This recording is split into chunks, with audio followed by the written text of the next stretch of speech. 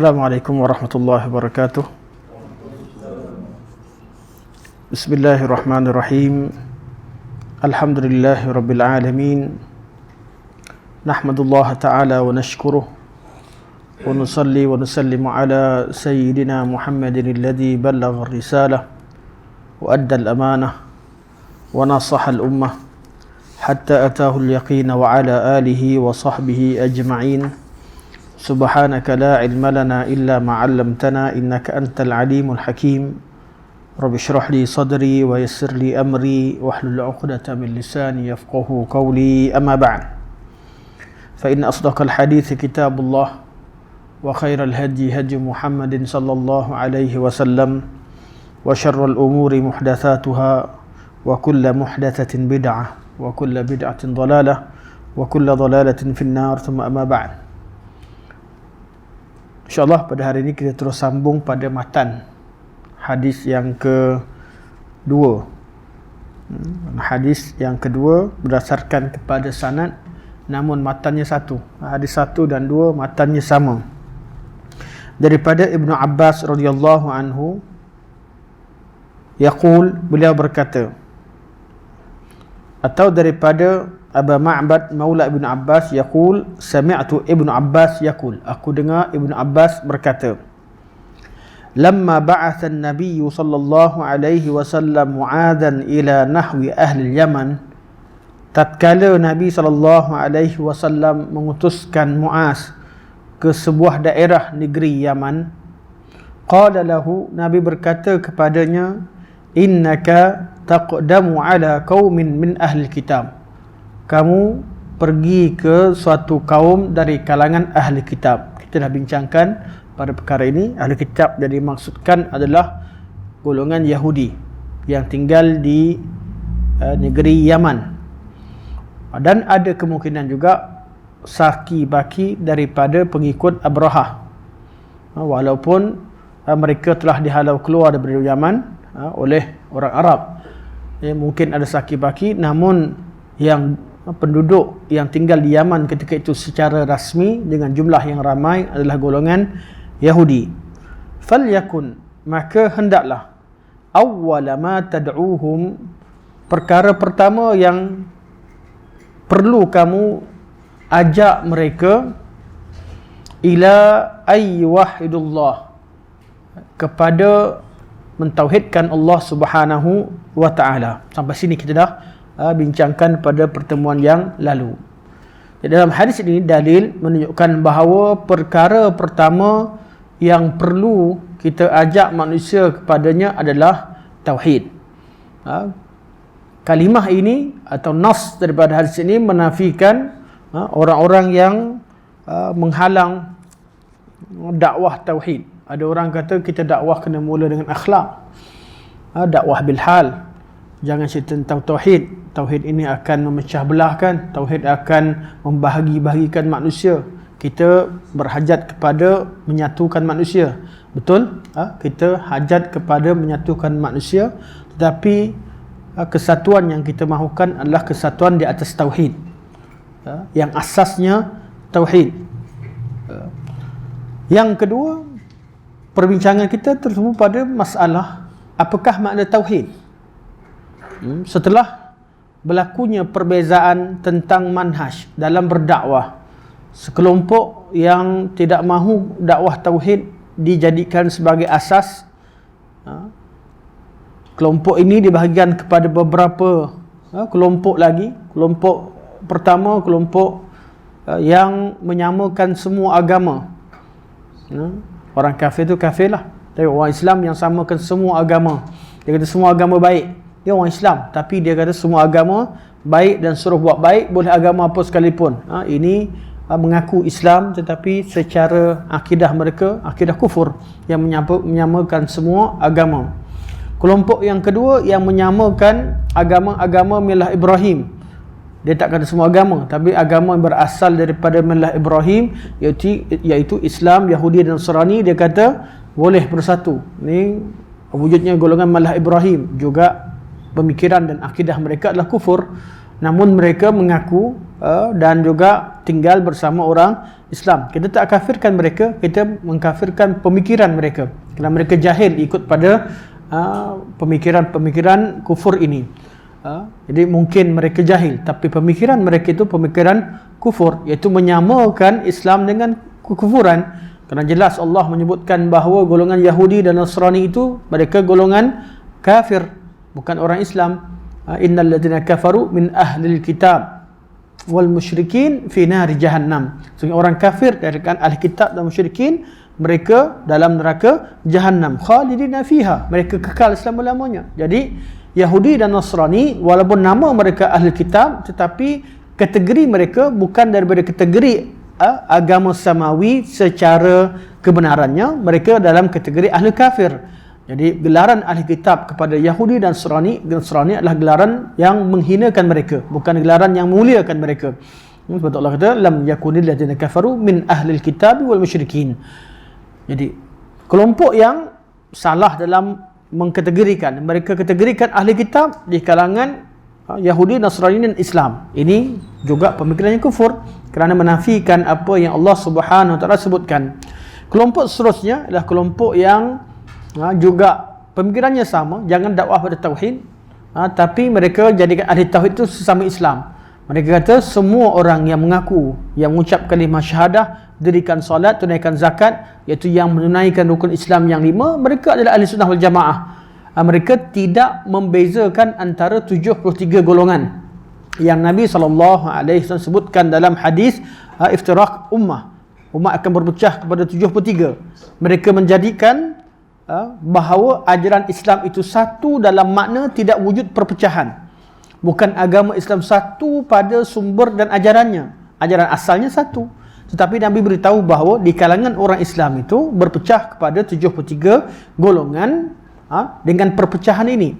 Jadi ada orang yang berdakwah bahawa penyatuan itu, agama Islam itu satu, maka jangan dipecah-pecahkan umat, jangan dibeza-bezakan. Kita kata ajaran Islam itu satu, yang benar itu satu, namun secara kehendak qadariyahnya, secara qadar Allah Subhanahu Wa Taala berlaku perpecahan di kalangan umat. Jadi ini kelompok seterusnya.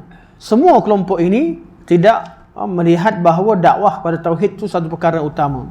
Tinggallah kelompok yang membincangkan tentang perkara pertama yang perlu kita dakwahkan manusia kepadanya adalah tauhid. Kelompok ini pula berbeza dari segi maksud tauhid. Ada yang bincangkan tauhid, Jahmiyah ada ta'rifannya, golongan Mu'tazilah ada ta'rifannya, golongan Asy'ariyah Maturidiyah ada ta'rifannya, dan golongan Ahli Sunnah di kalangan Salafiyah ada ta'rifannya. Jadi ini yang menjadi perbincangan dan polemik bagi orang yang ingin membincangkan masalah tauhid. Jadi kita dalam masalah umat ini, masalah yang orang tak bicarakan tauhid itu ramai.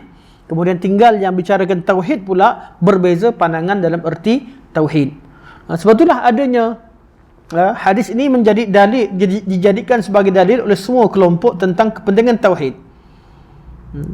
Namun bila diulas hadis ini, pelbagai ulasan yang akan dibicarakan. Antara masalah yang paling utama dibincangkan dalam mengenai berkaitan dengan hadis ini, bukan kerana hadis ini, tapi dijadikan hadis ini sebagai dikaitkan dengan pemikiran dan juga akidah mereka, ada berkaitan dengan masalah awwalul wajib 'alal mukallaf. Awwalul wajib 'alal mukallaf, kewajipan yang pertama ke atas seorang mukallaf. Apakah kewajipan pertama bagi seorang mukallaf? Iaitu ketika dia baligh, ketika dia baligh, apakah kewajipan pertama? Bagi golongan ahli kalam, perbincangan ini sudah tentu tajuk ini sendiri yang pertama sekali bincangkan tentang perkara ini adalah golongan Jahmiyah, diikuti dengan golongan Mu'tazilah. Golongan yang first kali bawa tajuk ni dan membincangkannya. Banyak tajuk dalam ilmu perdebatan akidah ni ahli sunnah tak mulakan. Dimulakan oleh kelompok ini. Kemudian ahli sunnah kerana perkara ini dah dibincangkan dan ramai orang yang tersasar dalam bab tersebut, baru ahli sunnah masuk dalam medan untuk membetulkan. Akidah ahli sunnah mudah. Akidah ahli sunnah tanpa perlu rujuk kepada masalah-masalah begini, cukup jelas tentang surah-surah dalam Al-Quran, dalam hadis Nabi SAW. Tak ada masalah, bincang, kita baca faham dah.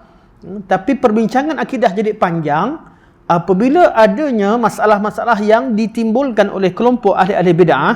Jadi ahli sunnah terpaksa mengambil bahagian untuk menerangkan hak, bukan kerana mereka memerlukan perbincangan ini.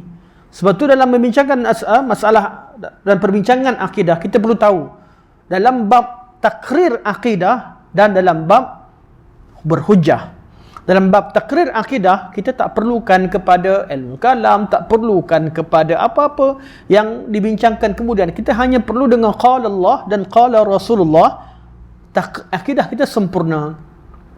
Tetapi dalam bab berhujjah dan membincangkan persoalan yang telah dibincangkan oleh kelompok-kelompok ahli bid'ah, maka kita perlu mengetahui qaul mereka dan kadang-kadang terpaksa kita menggunakan istilah mereka untuk memahamkan mereka.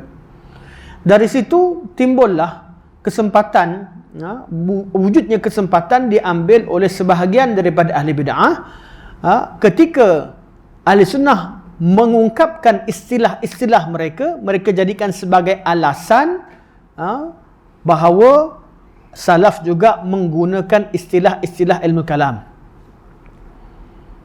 Pada asalnya kita bersebut Allah, qul huwallahu ahad, Allah secara hakikat dan segalanya berkaitan dengan Allah. Namun oleh kerana wujudnya perbincangan yang detail selepasnya, mereka bahagikan masalah-masalah berkaitan dengan tauhid ini dengan pelbagai perkara, maka ahli sunnah juga perlu masuk dalam perbincangan tersebut. Antara perbincangan yang diwujudkan oleh golongan Jahmiyah adalah apakah perkara yang paling awal yang menjadi kewajipan terhadap golongan mukallaf. Awwalul wajib 'alal mukallaf. Kenapa masalah ini timbul? Kerana ilmu kalam, asas ilmu mereka adalah untuk mengisbatkan kewujudan Allah Subhanahu wa taala secara akal. Secara akal artinya bukan akal yang fitrah, tapi secara teori ilmu falsafah. Bila maksud secara akal, secara teori ilmu falsafah.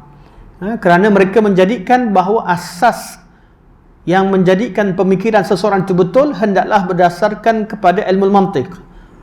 Bila ilmu mantiq diterjemahkan dalam masyarakat Islam pada zaman Al-Ma'mun, selepas zaman Harun Ar-Rasyid, penterjemahan buku Yunan ke dalam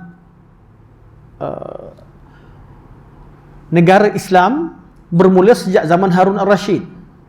Namun penterjemahan falsafah ketuhanan bermula daripada zaman Al-Ma'mun.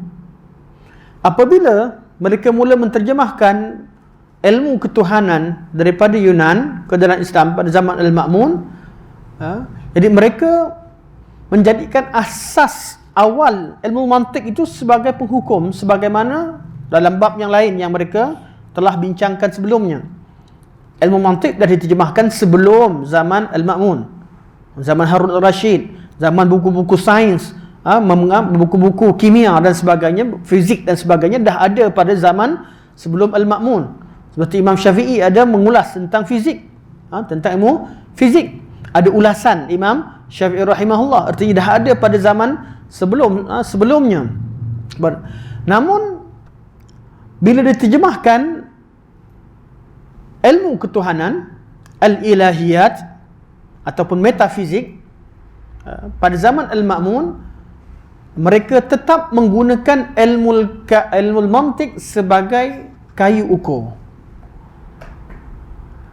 Jadi mereka nak isbatkan bila yang menterjemahkan tersebut adalah terjemahan daripada buku golongan, sebahagian daripada mereka adalah golongan yang etis, yang tak percaya bahawa Allah itu wujud, maka orang Islam dengan semangat mempertahankan Islam, mereka juga ingin mensabitkan Allah wujud melalui kaedah ilmu falsafah. Dengan kaedah ilmu falsafah. Bukan bererti Orang Islam tak kenal Allah wujud sebelumnya, tapi mereka nak sabitkan dengan cara ilmu falsafah. Namun timbul persoalan, kalau begitu apa yang diketahui oleh orang Islam selama ini tentang kewujudan Allah tanpa menggunakan ilmu falsafah, apakah kedudukannya? Kerana mereka mewajibkan seseorang itu mengetahui dalil huduth yang dibincangkan dalam bab Tuhan itu wujud. Dalil huduth, yang mana-mana kena tahu yang mana sifat-sifat makhluk, yang mana sifat-sifat Allah. Jadi perbincangan ini menimbulkan masalah kepada golongan Jahmiyah. Ilmu mereka baru wujud. Macam mana mereka boleh wajibkan suatu perkara dalam asas agama yang tak pernah wujud pada sebelumnya? Jadi mereka kata sebenarnya wajib ke atas semua orang kena belajar dalilul hudus ataupun an-nazar. Maka wujudlah perbincangan ilmu falsafah tentang wujudnya Allah secara nazari atau secara ilmu falsafah.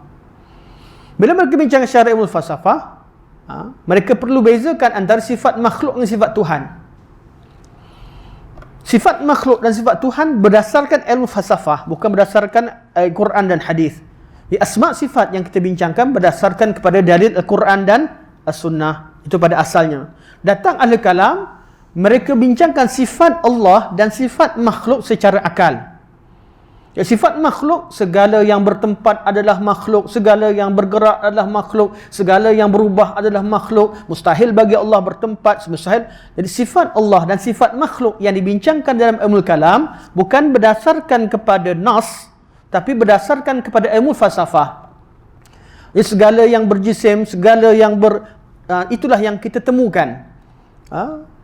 Bila dibincangkan tentang sifat, kaedah yang diambil oleh falsafah, apa sahaja sifat yang sabit pada makhluk, maka mustahil wujud pada Allah, sebab laisa kamitslihi syai'. Akhir sekali mereka terjerat pada sifat-sifat yang Allah Subhanahu wa taala sebutkan dalam Al-Quranul Karim. Pada masa sama sifat tersebut boleh dimaknakan pada makhluk, sedangkan itu perkongsian bahasa. Wujudlah di kalangan golongan ahli falsafah yang menafikan sifat Allah, kerana berlakunya pertentangan antara sifat Allah dan sifat makhluk yang dibincangkan secara teori falsafah dengan sifat Allah yang dibincangkan dalam Al-Quranul Karim dan hadis Nabi SAW. Saya perlu tegaskan sekali lagi, ilmu berkaitan dengan sifat Allah, beza ahli sunnah dengan beza ahli kalam kat mana? Ahli sunnah memahami sifat Allah berdasarkan pada nas. Ahli falsafah memahami sifat Allah berdasarkan kepada ilmu falsafah. Jadi mereka kaji sifat makhluk, kenali sifat makhluk untuk dinafikan daripada Allah. Ahli sunnah kaji Al-Quran dan sunnah untuk isbatkan, kemudian menafikan persamaannya dengan makhluk. Nampak perbezaan? Sama-sama bicara tentang tauhid, tapi asas titik tolak dari mana bermula ilmu tauhid, dari situ. Jadi usul yang ada pada ahli kalam, mereka mengatakan semua yang bertempat itu adalah berjisim, dan jisim itu mustahil bagi Allah. Maka siapa kata Allah bertempat, artinya dia menyamakan Allah dengan makhluk, dan itu menyamakan Allah makhluk adalah kufur, kafir. Ternampak dia punya kedudukan dia? Kerana asas mereka adalah ilmu falsafah. Jadi sifat Allah bila mereka bincangkan bukan berdasarkan pada dalil, kerana dalil hanya mereka beristidlal dengannya untuk membuktikan sifat yang wajib atau mustahil atau harus. Hukum akal terbahagi pada 3, wajib, mustahil dan harus. Jadi mereka bincang sifat wajib bagi Allah, sifat mustahil bagi Allah, dan sifat harus. Apa itu wajib? Wajib ada. Mustahil ada, dan harus ialah harus ada. Mungkin ada, mungkin tidak. Sebab tu sifat ada pada makhluk, sifat mungkinat, benda yang mungkin. Tapi sifat bagi Allah adalah wajibat. Allah tu adalah wajibul wujud, benda yang wajib wujud. Jadi inilah saya nak fahamkan kedudukannya. Bila ilmu falsafah masuk, teori falsafah masuk, jadi mereka bincangkan, mereka dah bincang sesama mereka sifat makhluk Allah, sifat Allah begini dan makhluk begini. Mereka kaji sifat makhluk dan nafikan sifat itu daripada Allah. Penghujungnya timbul masalah. Jadi macam mana orang yang tak nak belajar macam kita ni? Dia dah rasa orang masuk falsafah ni, dia rasa dia lah pandai-pandai. Sebab tu memang dakwah saya kata paling falsafah ni paling jahil dan paling bodoh sekali. Orang marah. Saya tak peduli. Saya tetap mengatakan begitu. Orang yang paling jahil sekali dalam bab akidah adalah ahli falsafah dan yang terpengaruh dengannya, dengan kadarnya. Mereka kenal sifat Allah yang bukan perkara ghaib dengan melalui sifat-sifat makhluk. Ini satu perkara yang satu kejahilan dalam qiyas. Jadi masalah mereka, dahlah mereka kaji sifat Allah berdasarkan kepada apa yang mereka nampak pada makhluk untuk dinafikan pada Allah. Betul, asas kepada tauhid mereka adalah menafikan sifat, iaitu menafikan sifat makhluk pada Allah. Tapi yang kefahaman mereka, wujudlah pemikiran sama mereka bincang. Macam mana pula kalau orang tak belajar ilmu falsafah macam kita belajar? Dia hanya kenal Allah dengan akal fitrah. Akal fitrah, tidak melalui ilmu falsafah. Maka wujudlah awwalul wajib alal mukallaf. Mereka dah kata wajib belajar macam kita tahu. Tiap-tiap seorang Muslim perlu tahu bahawa mustahil bagi Allah Subhanahu wa taala itu bertempat, kerana semua yang bertempat adalah makhluk. Kerana semua bertempat itu adalah jisim sifat makhluk, maka mustahil bagi Allah Subhanahu wa taala sama dengan makhluk. Jadi Allah tidak berjisim. Ini sebagai contoh. Jika orang tak tahu macam ini, apa kedudukannya? Yang tak tahu dalilul hudus, dalil tentang sifat al-hudus, sifat makhluk, sifat al-hawadith, maka timbul perbincangan. Kata Jahmiyah, mereka belum lagi Islam, tak belajar tentang bahawa Allah itu mustahil bagi Allah bertempat, mustahil bagi Allah. Mereka tak sah iman mereka. Ini kata Jahmiyah. Jadi macam mana nak buat? Awal wajib, benda wajib apa? Perlu mereka belajar ilmu ini. Maka timbullah mewajibkan ilmu mantik yang diislamikkan dengan nama ilmu kalam. Ilmu kalam ni dia apa? Bezanya sama-sama guna falsafah, tetapi ahli falsafah menafikan kewujudan Allah, ilmu kalam mengisbatkan kewujudan Allah. Ahli falsafah menafikan beberapa sifat, menafikan sifat Allah, kerana mereka nafi Allah wujud, maka segala sifat Allah juga mereka nafikan. Ahli kalam mengisbatkan sifat-sifat Allah, ahli kalam mutakhirin, sifat Allah yang tidak bertentangan dengan ilmu falsafah. Tetapi sifat-sifat Allah yang bertentangan dengan ilmu falsafah perlu ditakwilkan atau dibukukan maknanya, di-stopkan maknanya, kerana bertentangan dengan kaedah yang mereka belajar ilmu falsafah. Inilah dia ilmu kalam. Ilmu kalam. Nak belajar ilmu kalam, jangan buka kitab kalam, kerana kitab kalam akan mentarifkan ilmu kalam sebagai ilmu berhujah, ilmu berdebat dengan etis sebagainya. Itu dalam pandangan mereka.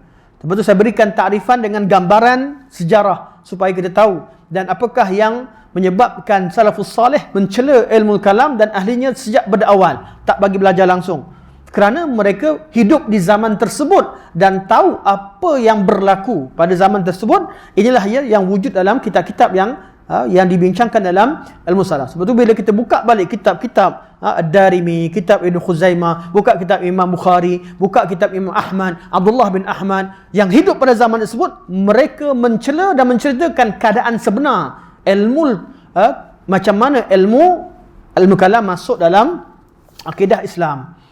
Masuk dan jadi penghujungnya wujudlah kontroversi antara golongan yang pergi belajar falsafah yang dianggap golongan intelek yang pergi belajar ilmu dunia dengan golongan ahlul hadis yang mewarisi ilmu dengan cara daripada ilmu hadis.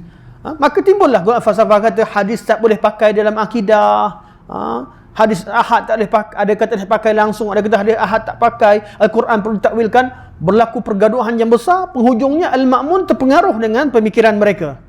Dipenjarakan imam-imam dalam Islam sebagainya. Ini sejarah yang perlu kita tahu. Jadi dah selesai dah. Bukan selesai, perbincangan kita dah habis dah. Golongan yang tak nak bincang tentang tauhid, yang pelbagai jenis yang kita bincangkan tadi. Kemudian dah belajar tauhid, sama-sama semangat nak sampaikan tauhid, takrif tauhid pula lain-lain antara satu sama lain. Jadi perkara yang paling wajib, apa dia kata, kata Jahmiyah, perkara paling wajib, belajarlah. Macam mana? Cara belajar, stepnya mula dengan apa? Ini awal aja. Step mula dengan apa? Ahli kalam kata kena belajar ilmu kalam atau ilmu falsafah. Okey, ahli sunnah kita letak, kita bincang lepas ni, kita bagi jawapan. Jadi stepnya apa? Mereka beza berstep. Kata Mu'tazilah dan Jahmiyah, kewajipan yang paling pertama adalah meragui kewujudan Allah, syak. Supaya kita jadi apa? Tidak bias dengan akidah kita.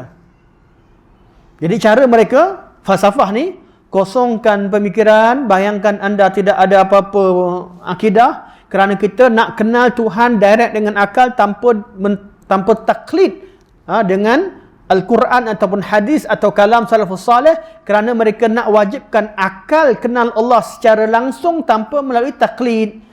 Jadi mereka bincangkan masalah ni, apa status iman orang yang beriman secara taklid. Dia kata Allah wujud. Dari mana? Oh, tak tahu. Tak tahu. Dia tak tahu cerita tentang yang bergerak itu adalah sifat makhluk. Allah tak bertempat. Yang tak belajar benda ni, dia hanya ikut Allah, Rasul ataupun ikut ulama-ulama terdahulu. Jadi mereka ahli taklid. Datang ahli kalam kata mereka khilaf dalam kedudukan iman ahli taklid. Siapa ahli taklid yang mereka masukkan? Yang tak belajar ilmu falsafah, ilmu kalam. Ini kedudukan yang kita perlu tahu. Siapa sebenarnya yang melampau dalam masalah ini. Maka timbullah persoalan. Hukum mereka terhadap ahlul hadis dan mereka namakan sebagai ahli taklid ni satu masalah. Masalah mereka pula nak belajar ilmu mereka macam mana? Kata Mu'tazilah, mula dengan syak. Kita kena ragu-ragu dulu. Bila ragu, kemudian kita bawakan dalil-dalil akal, baru kita yakin tanpa dipengaruhi oleh akidah pengetahuan dari siapa, kita kenal Allah secara langsung. Itulah ma'rifatullah yang sebenar. Jadi wujudlah pandangan pertama. Dia kata awwalul wajib 'alal mukallaf ila asyak. Perlu pada syak. Saya pada minggu lepas bawa kitab Fathul Bari. Ini Ibn Hajar sebut dalam Fathul Bari dan ramai ulama lain. Cuma saya suka menukilkan Ibn Hajar kerana ramai orang kata Ibn Hajar ni Asy'ariyah. Dia kata tak semestinya, tak semua bab. Beliau adalah ahlul hadis pada banyak perkara, setengah perkara menukilkan kalam Asy'ariyah kerana beliau yang hidup dan berguru dengan ke semua mazhab. Jadi saya hatta saya kata dalam bab pembimbingan Asy'ariyah sekalipun lebih luas daripada masalah ini. Sebab tu saya antara mengatakan Asy'ariyah adalah ahli-sunnah secara umum. Kerana bab yang lain banyak mereka ikut sunnah Nabi SAW, tapi bab perbincangan sifat ni dan juga qada' beberapa masalah menjadi masalah. Jadi bab ni lain sama. Salafiyah dengan Asy'ariyah tak beza. Cuma bila bincang masalah detail, kita akan nampak perbezaan ini yang dibincangkan kerana untuk diselesaikan dan dirungkaikan. Sebab tu saya suka untuk memberikan gambaran dahulu tentang kenapa wujudnya dua pemikiran. Madrasah Ahlul Hadis yang asalnya mengambil akidah daripada hadis, dan madrasah Ahlul Kalam yang asasnya mengambil ilmu falsafah dan kenal sifat Allah melalui ilmu falsafah. Okey. Satu. Kita terus. Okey. Jadi kaul pertama kata asyak. Ni Jahmiyah dan Mu'tazilah. Kaul yang kedua kata stepnya, kalau kata syak mula dengan syak baru sah iman, melampau. Tak boleh nak ikut. Jadi mereka, kaul kedua kata orang yang taklid, orang awam tu iman awam. Kita yang belajar ni lebih macam-macam kaul lah, khilaf yang begitu banyak. Maka wujud pandangan yang kedua, kata yang paling awal wajib, ni bagi ahli kalam, yang paling awal wajib pada mukallaf adalah an-nazar, iaitu dia wajib belajar ilmu falsafah atau ilmu kalam. Kaul ketiga kata susahlah kalau macam tu, bila nak Islam ramai orang tak belajar. Maka timbul kaul ketiga, al-qasdu ila nazar, dia baru start nak belajar. Di mana dia kena belajar juga, start nak belajar. Datang masalah kedua, kalau tak start lagi, ada kaul keempat kata iradatun nazar, dia ada niat nak belajar. Ada kehendak nak belajar. Sebab mereka tak ada kafirkan umat Islam. Kita tahu bahawa mereka tak nak kafirkan, tapi ilmu mereka secara muqtadanya mengkafirkan orang yang beriman dengan ahli hadis. Sedangkan mereka tak nak benda tu. Mereka memang tak nak. Tapi kaedah yang mereka wujudkan, kata wajib belajar ilmu falsafah ni, akan bertentangan dengan apa yang wujud pada zaman sebelum mereka yang tak tahu ilmu falsafah. Jadi wujudnya, yang pertama kata syak, kena syak dulu. Yang kedua kata an-nazar, kena belajar. Yang ketiga kata keras sangat. Jadi kita al-qasdu ila nazar, iaitu mereka dah tuju nak belajar ilmu falsafah. Yang keseterusnya kata kalau yang tak nak belajar, oh dia ada kehendak, cukuplah. Iradatun nazar, dia ada keinginan untuk belajar. Yang lain kata kalau dia tak nak pun, cukup kata i'tiqad wujubun nazar. Meyakini bahawa wajib juga belajar. Dia cukup yakin sampai pada qaul tersebut. Inilah dia qaul dalam al-kalam. Tuan akan temukan imam ini, imam tu, saya tak nak detailkan siapa nama mereka sebagainya, ada catatan sebenarnya. Cuma cukup faham rentetan masalah ini. Kenapa? Sebab mereka kata wajib memahami Al-Quran dan Sunnah dan juga semua syarak berdasarkan kepada ilmu mantiq yang dibincangkan dalam ilmu akidah, iaitu ilmu kalam. Sebelum tuan-tuan boleh beza ilmu mantiq, ilmu kalam. Ilmu mantiq ni alat untuk ilmu yang diasaskan oleh Aristotle, cara nak bezakan betul atau salah. Zaman Aristotle ni ada golongan sufistaiyin. Saya tajuk tak syarah pula hadis ni. Biar fahaman. Sufistaiyin ni mereka mengatakan bahawa kebenaran tu relatif. Mana boleh kata siapa betul, siapa salah. Setiap orang rasa dia betul. Apa yang dia rasa betul, itulah betul. Kalau bergaduh dua puak, dua-dua kata dia betul. Betul. Jadi ini nama sufistaiyin. Pemikiran kata havoc. Mana benda apa sahaja yang dipikirkan betul, apa yang anda rasakan betul, apa yang anda rasakan betul. Jadi kata Aristotle, masalah kalau macam tu. Mesti ada kaedah untuk pastikan siapa yang betul. Kalau macam tu tak ada buat undang-undang lah. Semua orang rasa dia buat betul. Jadi perlu ada satu ilmu untuk pastikan yang mana satu betul. Jadi itulah ilmu mantiq. Ilmu mantiq. Menggunakan ilmu mantiq dalam bab keduniaan, mungkin ada betul, mungkin ada salah. Kaedah dia tu Ibn Taymiyah buat kitab Ar-Radd al-Mantiqiyyin. Kata Ibn Taymiyah, tak semuanya betul. Kaedah tu mungkin betul, mungkin salah. Menggunakan ilmu mantiq untuk mengisbatkan sifat-sifat Allah dan menafikannya, salah secara total. Sebab tu salafus soleh tolak daripada awal. Menggunakan ilmu mantiq dalam akidah, dalam ilmu akidah, itulah yang dinamakan sebagai ilmu kalam. Ilmu kalam. Okey. Semua yang saya tanya, semua yang bertempat adalah berjisim. Betul atau tak betul? Betul. Tak syak. Betul tak? Semua yang perlukan tempat adalah berjisim. Kalau tak ada jisim, memang tak perlu tempat. Semua yang objek perlukan tempat. Tak syak. Kaedah tu betul tak? Betul. Tapi untuk siapa? Untuk makhluk. Adakah boleh gunakan kaedah tu untuk Allah Subhanahu Wa Taala? Tak boleh. Kita pun tak kata Allah bertempat. Tapi kita hanya beriman dengan apa yang Allah kata. Allah kata istiwa atas arasy, Allah tu di atas arasy, Allah tak arasy lah. Kita tak gunakan istilah tempat kerana kita tak terperangkap dengan kaedah yang mereka wujudkan.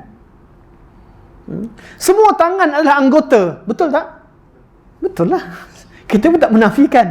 Semua tangan adalah anggota dan anggota tidak berjuzuk. Juzuk daripada badan. Betul tak? Betul. Kita tak nafikan ilmu mantiq dari segi penggunaannya pada makhluk. Supaya kita faham dengan jelas.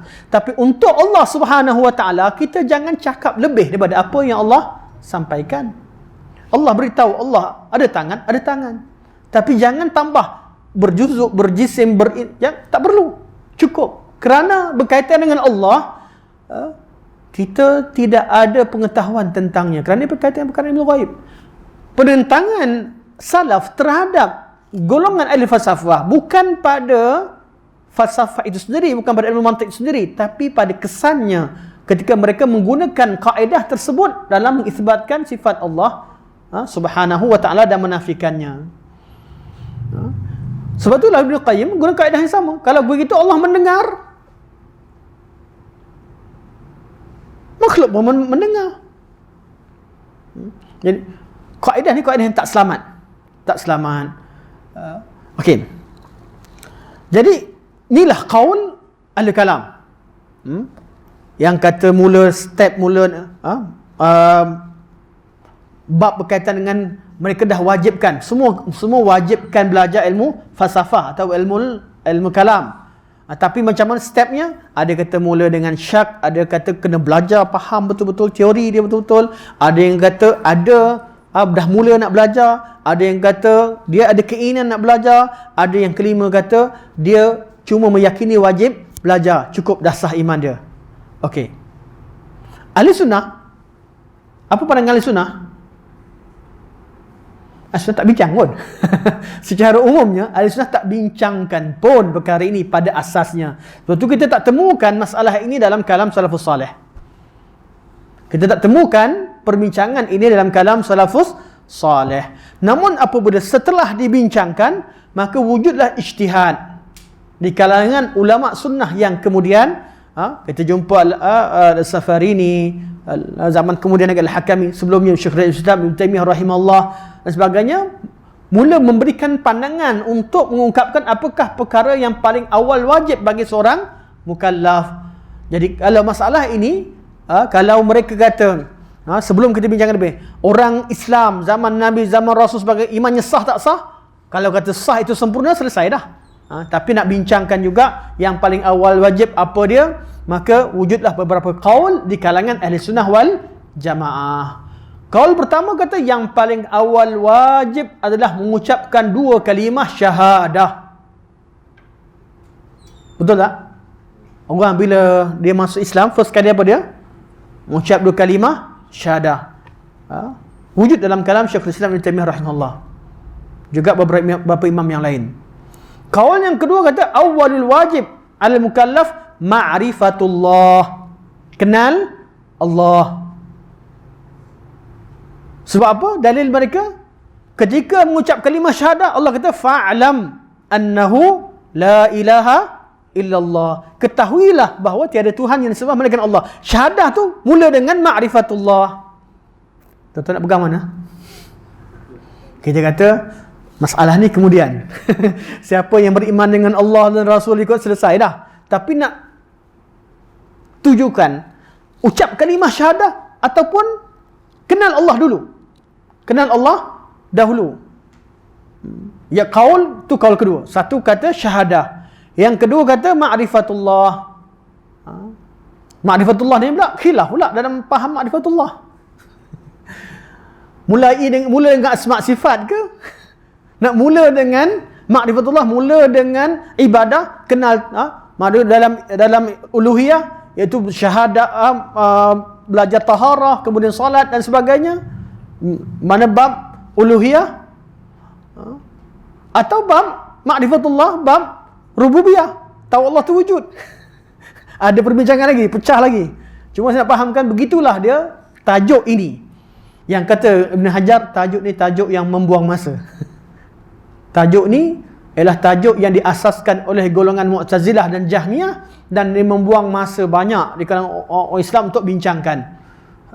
Dan kata qaul yang ketiga, qaul Syekhul Islam Ibn Taimiyah rahimahullah, berikan satu, dia kata kewajipan yang pertama terhadap mukallaf yang paling awal berbeza berdasarkan pada seorang mukallaf itu sendiri. Kalau dia orang kafir yang belum Islam, perkara wajib bagi dia paling pertama sekali mengucapkan kalimah syahadah, asyhadu an la ilaha illallah, asyhadu anna Muhammadar Rasulullah. Itu perkara wajib bagi dia first kali bila dia mukallaf. Orang Islam pula bila dia baligh jangan langsung mengucap, sebab dia memang orang Islam. Jadi benda wajib bagi dia adalah kejahilan yang ada pada dia yang menjadi fardu ain pada dia ketika itu. Mungkin taharah, sebab dia kena kalau tak tahu wuduk lagi, mungkin solat dan sebagainya. Dan ni kalam yang paling kuat lah. Cuma dia tak sebutkan kaul yang secara jelas. Untuk orang kafir masuk Islam tu jelas. Untuk orang Islam mana? Tak jelas. Orang tanya, kenapa tak jelas? Kena jelaskan. Kata Syekh Islam, tak perlu jelaskan. Sebab kami mengiktiraf iman tentang Allah secara fitrah sejak daripada kita lahir. Kerana manusia dilahirkan dalam keadaan fitrah. Kullu mauludin yuladu 'alal fitrah wa abawahu yuhawwidanihi aw yunassiranihi aw yumajjisanihi. Semua orang lahir dengan fitrah, ibu bapa dia yang menjadikan dia Yahudi atau Nasrani atau Majusi. Jadi Islam, kata Syekh Islam dah sah dah. Jadi aku tak bincang bab tu, kata Syekh. Kami tak bincang tentang bab benda paling wajib. Apa wajib lagi? Dia dah Islam dah. Orang Islam tak perlu ucap kalimah syahadah. Orang Islam, dia dah mengucap, dia dah ada semua sekali, tinggal dia lengkapkan kewajipan kehidupannya. Jadi ini kaul yang paling kuat lah. Maksudnya untuk yang non-Muslim, perkara paling wajib, kewajipan pertama dia adalah mengucap kalimah syahadah la ilaha illallah. Untuk orang Islam bila mukallaf, dia perlu sempurnakan apa yang wajib ke atasnya ketika dia mukallaf. Jadi apa yang belum sempurna, dia kena sempurnakan, kena wajibkan kewajipan Allah terhadap dirinya. Okey. Harap jelas? Okey. Jadi falyakun awwalu ma tad'uhum ila ayyi wahidullah, hendaklah perkara pertama yang kamu ajak mereka, iaitu golongan Yahudi, mentauhidkan Allah. Apa maknanya? Betullah kita mentarjihkan maknanya falyakun awwalu ma tad'uhum ilaihi syahadati an la ilaha illallah dalam lafaz yang lain, iaitu mengucapkan kalimah syahadah. Maksud ayyu wahidullah ialah mengucapkan kalimah syahadah. Jadi kalau orang kafir first kali kita ajak apa? Ajak mengucaplah. Tapi macam mana mengucap kalau tak kenal Allah? Kan ma'rifatullah. Itu belum, kita stepnya je, tapi belum tertunai kewajipan yang pertama. Kewajipan pertama dalam Islam bagi seorang yang non-Muslim adalah mengucap kalimah syahadah. Kalau dah ada kalimah syahadah, baru ada kewajipan yang lain. Baru sah ibadah-ibadahnya yang lain. Jadi kalau dia kenal, dia belajar tentang Islam, dia belajar tentang Tuhan, belajar tentang Quran, tapi tak masuk Islam, belum lagi tertunai satu pun kewajipan dalam hidup dia, kecuali dia mulakan dengan kalimah syahadah. Bila syahadah, baru puasa dia sah, baru solat dia sah, puasa dia sah, baru amal ibadah dia sah. Kalau tak, amal ibadahnya tidak sah. Tidak sah. Okey. Fa idza arafu dzalika, dan bila mereka dah tahu perkara tersebut, tahu tentang apa? Tentang kalimah syahadah. Ini juga dalil golongan yang kata ma'rifatullah. Awwal wajib al-mukallaf adalah ma'rifatullah, sebab Nabi kata fa idza arafu dzalika, bila mereka telah mengetahui perkara tersebut. Adakah kaul satu lagi terima yang kata perkara yang wajib? Tak, dia kata. Lafaz yang lain Nabi kata fa idza aqarru bidzalika, bila mereka ikrar dan takrir, iaitu mereka akur dan patuh. Lafaz yang lain fa in ata'uka lidzalika, kalau mereka dah taat pada kamu. Jadi yang kata awal wajib adalah solat taharah, mereka menggunakan lafaz fa in ata'uka lidzalika. Kalau yang kata iman tu takrir, fa idza aqarru lidzalika. Yang kata ma'rifah, fa idza arafu bidzalika. Sebab itu perlukan kita tahu bahawa hadis ini tidak boleh jadi satu-satunya hujah, kerana diriwayatkan dengan pelbagai lafaz.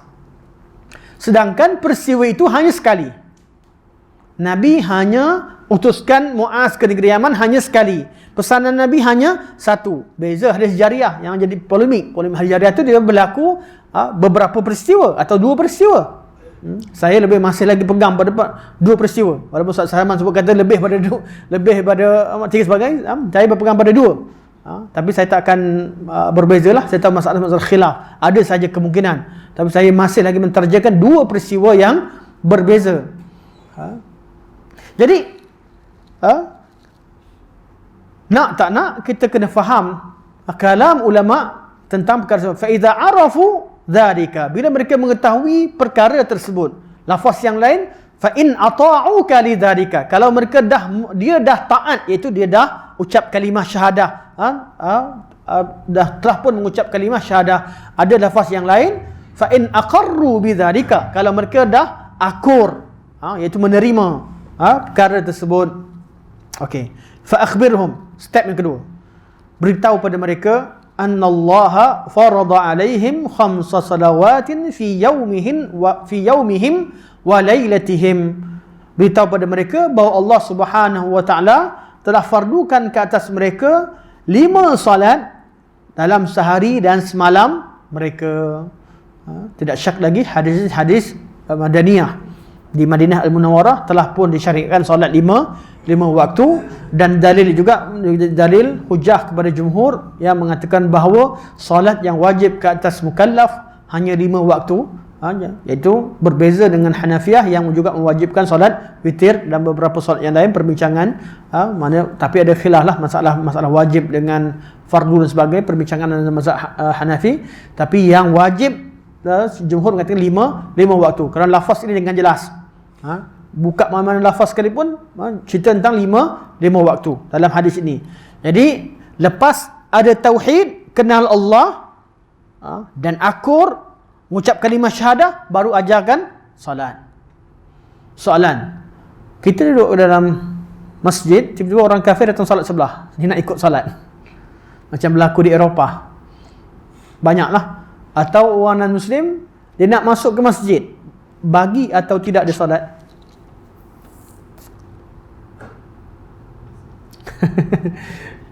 Ya?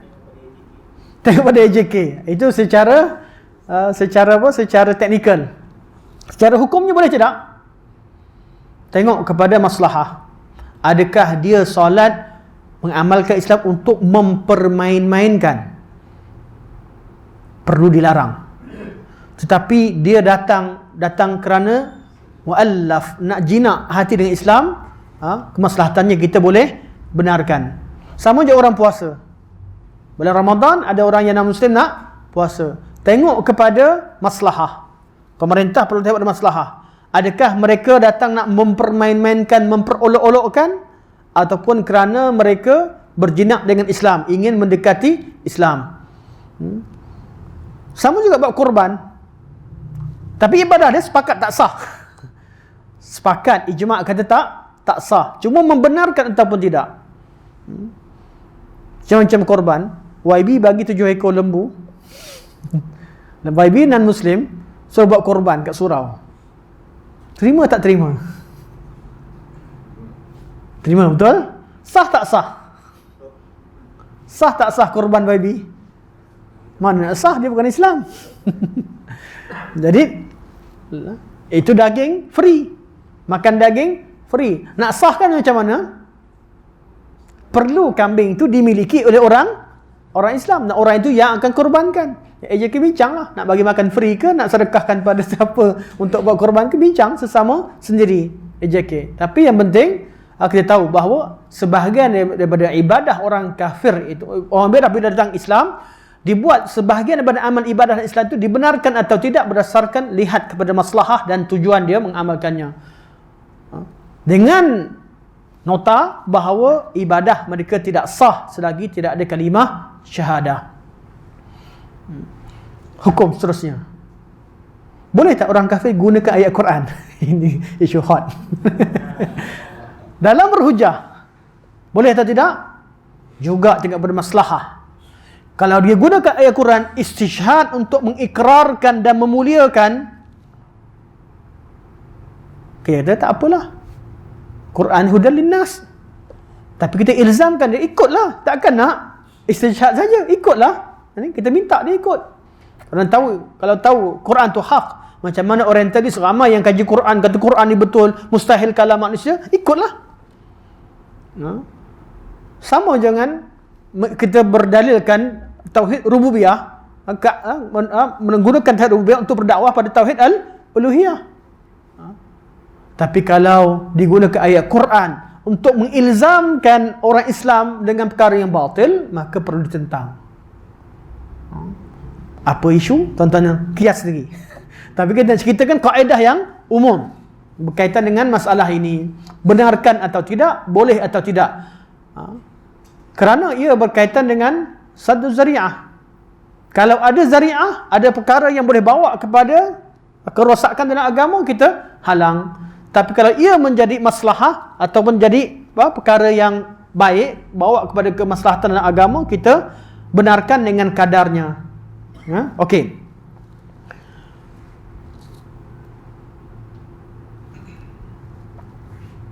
Saya habiskan juga hadis ni boleh hari ni. Saya akan syarah laju sikit insya-Allah. Fa idza sallu, dan apabila mereka telah salat.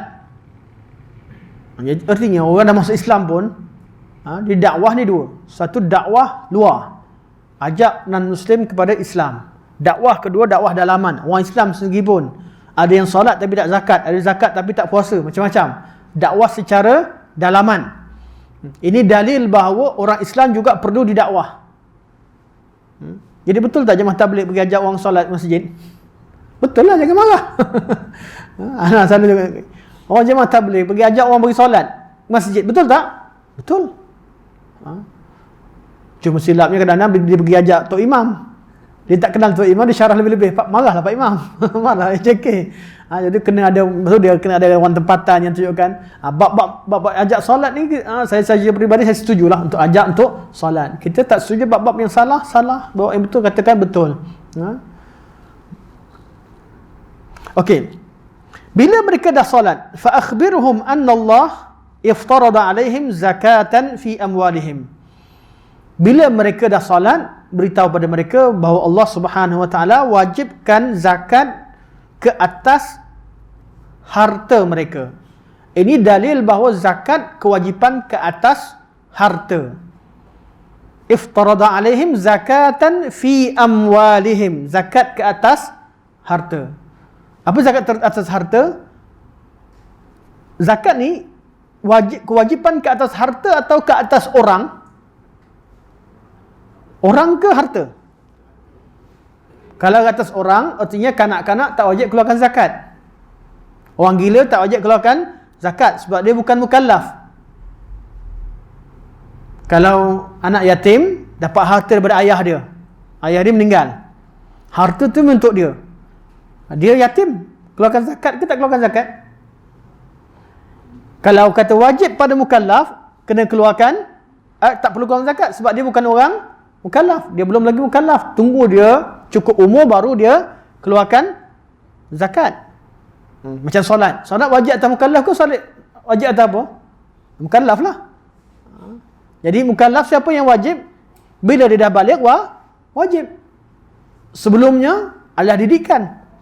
Siapa yang boleh jadikan seorang kanak-kanak itu dia solat kerana dia dapat pahala. Yang utamanya mak bapak lah.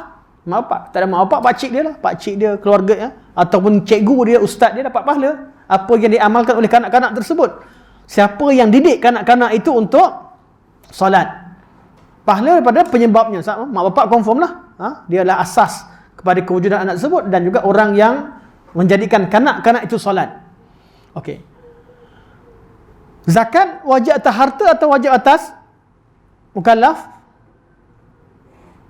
Fi amwalihim. Wajib atas harta. Jadi kalau ada orang gila, dulu kaya raya kemudian jadi gila, harta dia juga dizakatkan. Kanak-kanak yang mengurusi harta daripada mak ayah dia, harta dia juga dizakatkan. Sebab wajib ke atas harta. Wajib ke atas harta.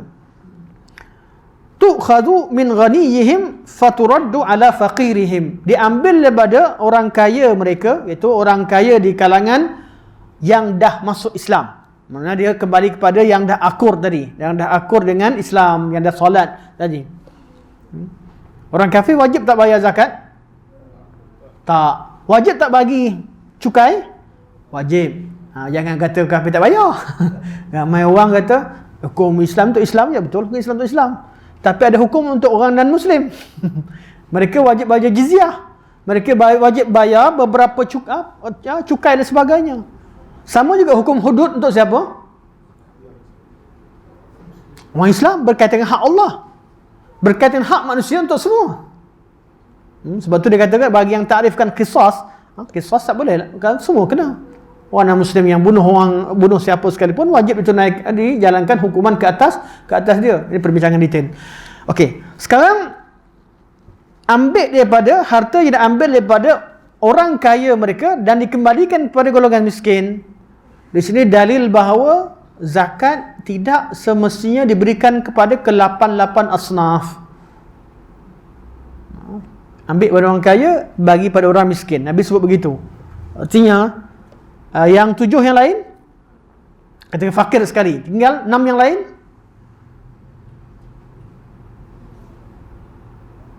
Nabi tak sebut. Artinya kalau kita keluarkan zakat, berikan kepada salah satu pada asnaf, tertunai atau tidak? Tertunai. Ini qaul yang rajih.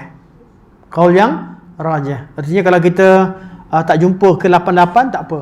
Berapa yang ada kita boleh bagi, kerana apa? Dalilnya ini antara ulama gunakan. Tukhadhu min ghaniyihim faturaddu ala faqirihim. Ambil daripada orang kaya, diberikan pada golongan fakir. Katalah fakir juga maksudnya miskin. Makna yang am. Fakir miskin ni kalau duduk sekali, maknanya lain-lain. Fuqara wal masakin. Tapi kalau sebut satu je, fakir pun dia, miskin pun dia. Tapi kalau sebut, dia macam iman dan Islam. Iman dan Islam sebut setempat, jadi iman tu lain, Islam lain. Ada ciri khusus. Tapi kalau sebut sendiri, Islam tu lah iman, iman tu lah Islam. Jadi orang Islam siapa? Semualah. Tak kira Nabi pun orang Islam, kita pun orang Islam. Tapi bezakan, kita doa pada untuk orang yang mencapai level Islam, dan orang-orang yang dah Islam, dan orang yang mencapai level iman dan level ihsan. Oh, lain-lain lah. Islam lain, iman lain, ihsan lain. Kualiti yang berbeza. Itu berkaitan dengan kualiti dalam amalan, bukan tingkatan orang. Okey. Fa idza aqarru bidzalika, kalau mereka dah ikrar, dah bagi zakat, fakhudh minhum, maka ambillah harta dari mereka. Wa tawaqqa karaima amwalin nas. Dalam lafazan karaima amwalihim. Dan berhati-hati daripada mengambil harta yang dicintai oleh mereka. Dah ambil zakat, katalah pergi kan nampak unta, wajib ambil 1 ekor. Jangan ambil yang paling disayang. Mentang-mentang dia kena bayar zakat, keluarkan 1 ekor, 1 ekor yang paling mahal kita ambil. Tak boleh. Kita kena ambil harta yang pertengahan. Bukan yang buruk, yang orang tak pakai, dan bukan juga yang mahal yang disukai oleh tuannya. Kita kena meraihkan. Ambil yang pertengahan. Okay, secara ringkas, kenapa nak lajukan situ? Sebab dia tidak berkaitan dengan tajuk kitab tauhid. Kenapa nak lamakan? Lama sangat, awal tu lama sebab tajuk kita berkaitan dengan kitab tauhid. Jadi bab yang lain tu betul nak habiskan sebab apa? Sebab yang diterangkan selepasnya adalah berkaitan dengan bab-bab yang lain. Hadis ni boleh syarahkan dengan boleh fokus pada banyak tempat. Cuma oleh kerana kita nak bincang kitab tauhid dan babnya berkaitan dengan awwalu ma tad'uhum, mana bab maja'a fi du'a Nabi sallallahu alaihi wasallam ummatahu ila tauhidillah tabaraka taala. Jadi panjangkan dalam bab yang berkaitan dengan tajuk, manakala bab yang lain syarahkan secara umum. Kalau tak didetailkan, dan minta maaf sebab kalau kita detailkan semua memang tak habislah perbincangan kita. Jadi insya-Allah hari ini sampai pada sini, sampai kita habiskan hadis ni.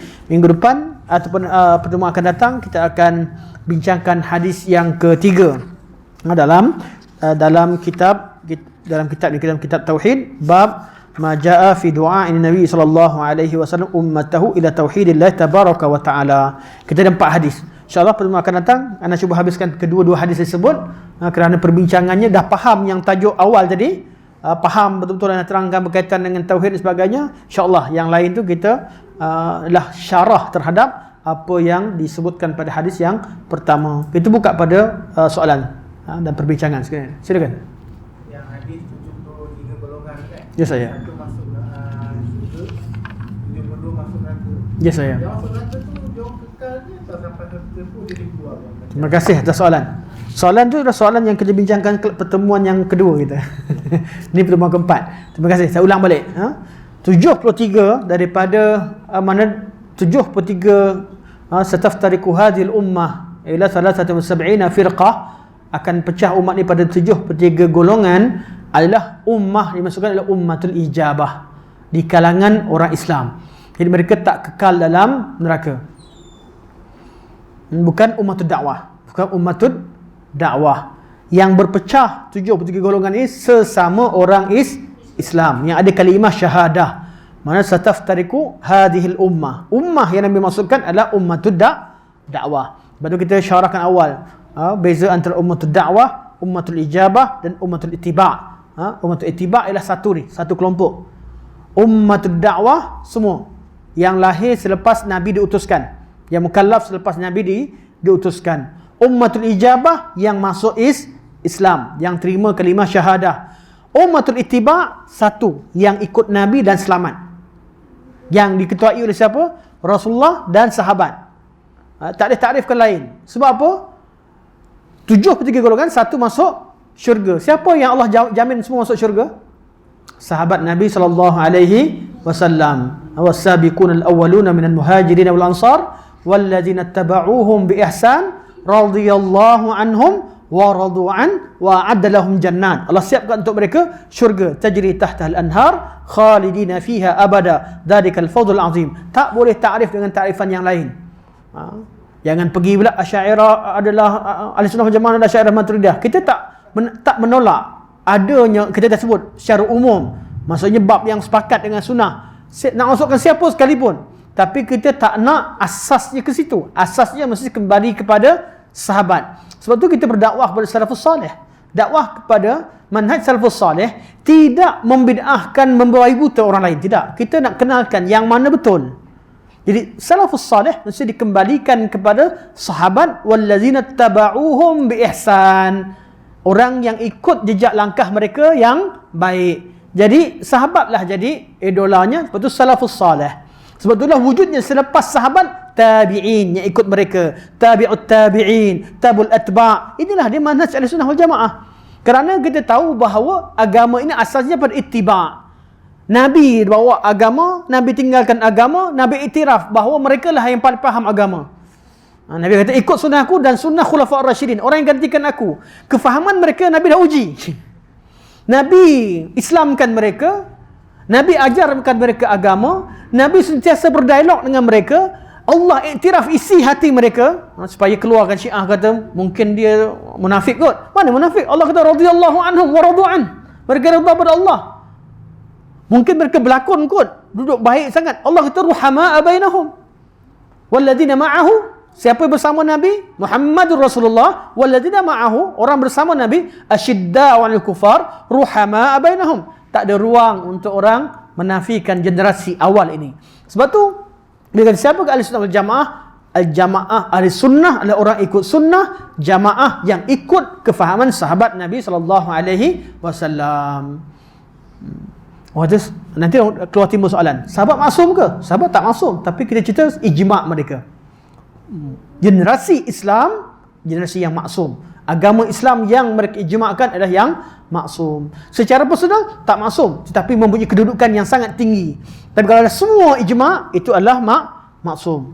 Sebab itulah orang yang tidak menerima kaul sahabat, apa hukumnya? Tengok kaul yang mana. Kita pun taklah kata, zaman sekarang timbul lagi golongan ahli kalam yang tak belajar tauhid, tiba-tiba nak bincangkan, dia mula korek cerita-cerita kelemahan salafus salih yang dianggap lemah. Yang jahilnya diangkat, jalah dia korek, dia nak lemahkan salaf. Benda dia korek tu pun kena kata dia. Mana dia yang jahil untuk faham kalam salafus salih. Kita tidak pernah, bila kita kata sahabat ini adalah golongan, mereka adalah al-jamaah, mereka adalah ijma' mereka hujah, kita tidak pernah menyatakan mereka maksum. Yang maksum hanya Rasulullah sallallahu alaihi wasallam. Tapi harap kita faham dengan jelas. Ada soalan lain sebelum kita tutup insya-Allah. Kelas awal ni penting. Kelas awal supaya ia menentukan perjalanan kelas seterusnya. Sebab soalan-soalan macam ni penting. Silakan.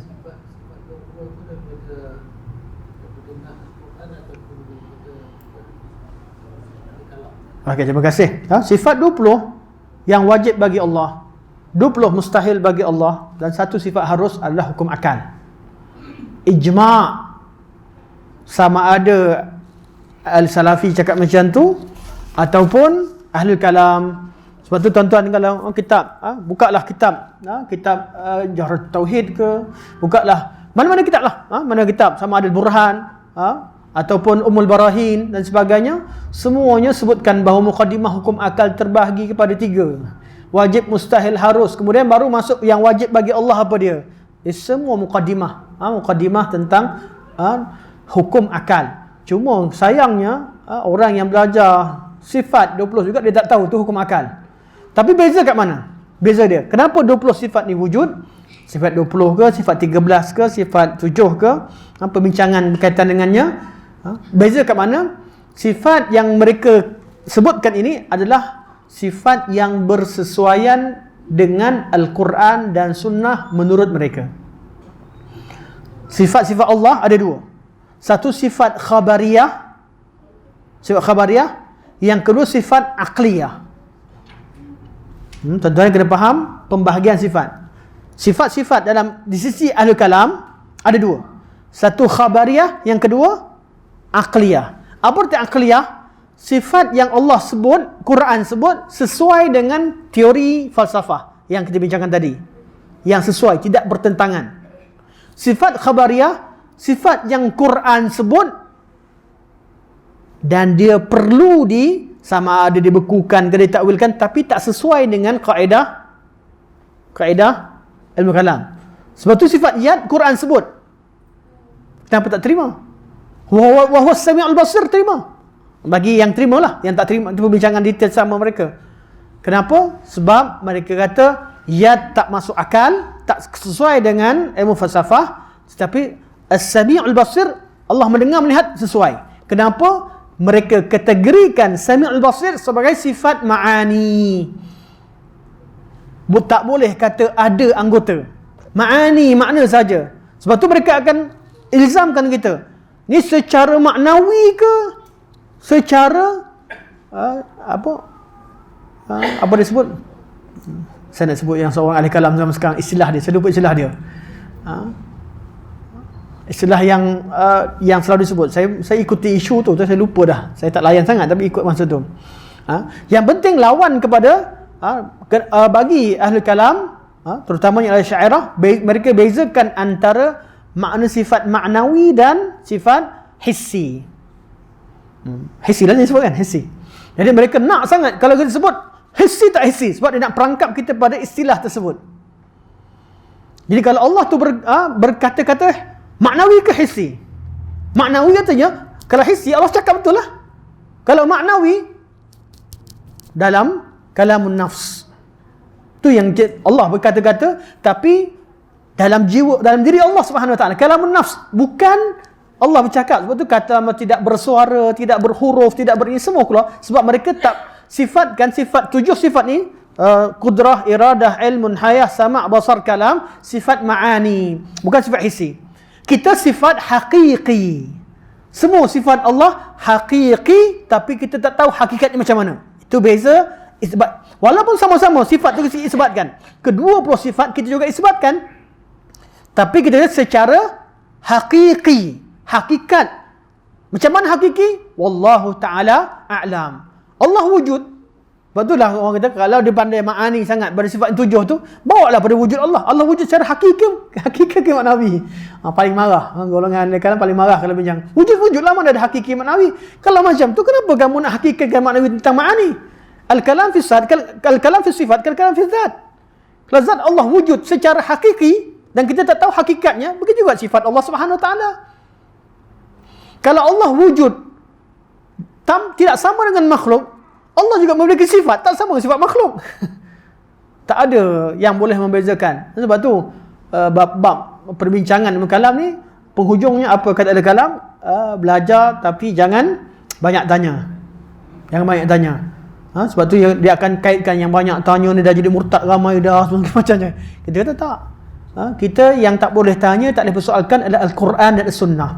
Manakala teori-teori ini kita persoalkan. Persoalkan. Kalau ada benda dia boleh dijawab dengan jelas. Tapi hakikatnya sesi pembelajaran ilmu kalam ini sentiasa ada yang tadlis. Tadlis artinya dia nak cakap benda lain, dia kona ke lain. Quran Karim kalamullah. Kalamullah lah, kalamullah. Lepas tu bila tanya detail sekali, oh, kita ada dua sebenarnya. Ilmu untuk orang awam kita kata kalamullah, tapi kalau ahli khusus dah belajar, kita akan kata yang Jibril dengar tu bukan kalamullah. Akan mula timbul. Bukan takkan Jibril dengar daripada Allah, takkan Allah ada suara. Mulalah suara tu suara Allah cipta kat udara lah, Allah campakkan kefahaman pada Jibril lah. Kalau Musa cakap dengan Allah, cakap Allah macam mana? Dah pening dah. Sebab Allah, dia kata Allah tu maknawi, kalam ni sifat ma'ani. Sifat ma'ani. Dan kalau sifat maknawiyah, kalau kaunuhu mutakalliman, semua tak ada hakikat. Tak ada suara, tak dengar. Jadi Musa dengar tu apa? Itu timbulnya suara daripada pokok, ada yang suara di udara, ada suara daripada satu arah. Allah cipta. Kalau cipta tu makhluk lah. Itulah yang Mu'tazilah kata. Itulah Mu'tazilah kata. Apa yang didengar oleh Jibril, apa yang didengar oleh Musa adalah Allah cipta. Jadi sama je hakikatnya.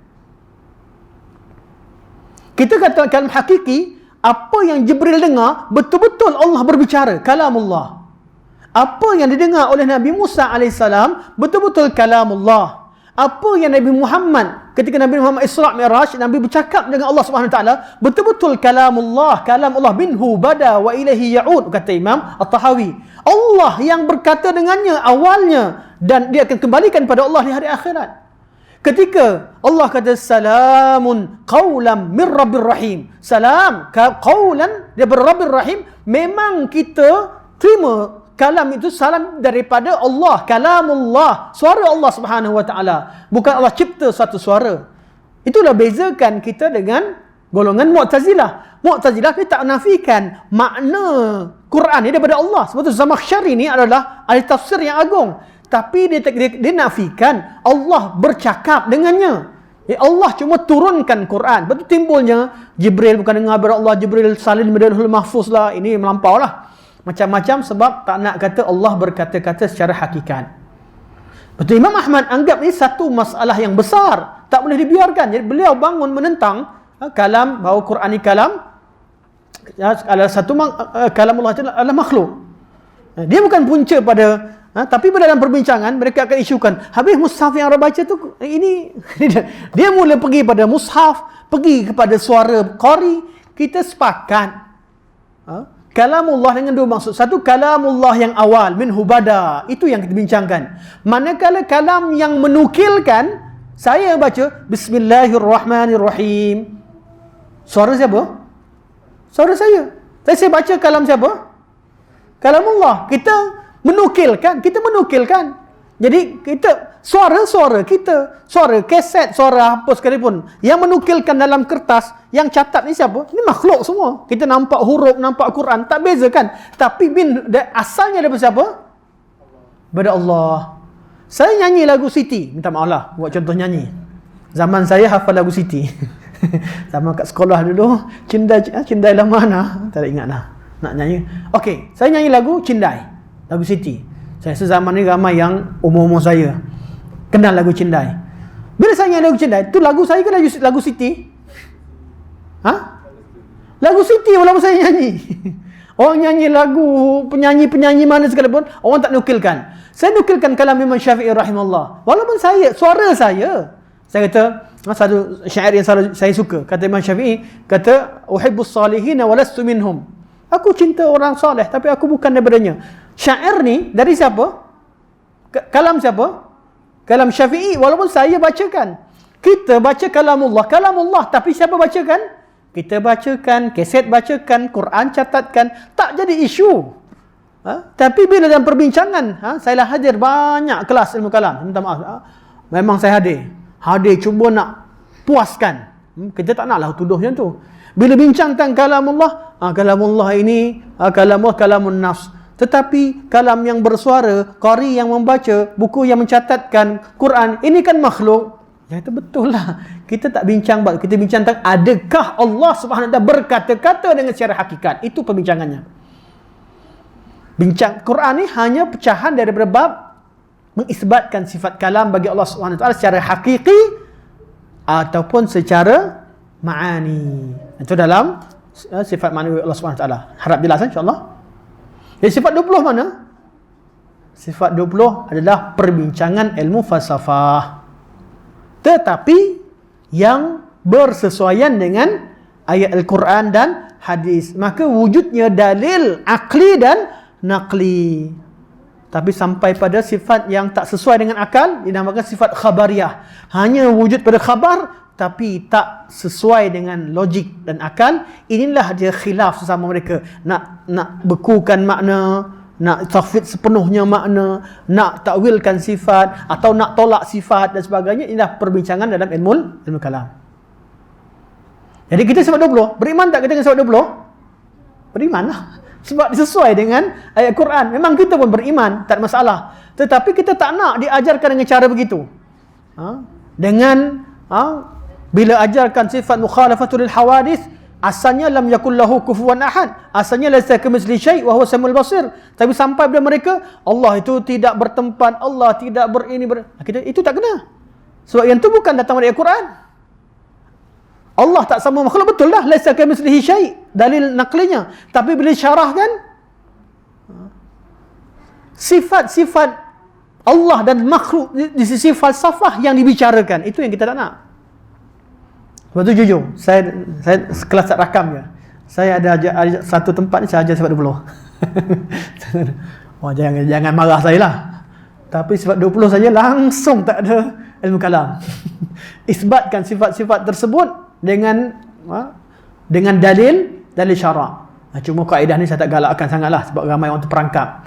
Cuma kalau secara hakikatnya, kalau gunakan ayat Quran, isbatkan Allah tu wujud, Allah sedia, Allah tu qidam, Allah Subhanahu wa taala beza dengan makhluk, Allah tu berkuasa, tak ada sebab. Itu sama yang kita. Cuma perbincangannya lebih kepada cara ahlul hadis. Subhanakallah bihamdika asyhadu an la ilaha illa anta astaghfiruka wa atubu ilaik. Wa sallallahu ala sayyidina Muhammad wa ala alihi wa sahbihi wa baraka wa sallam. Walhamdulillahirabbil alamin. Assalamualaikum warahmatullahi wabarakatuh.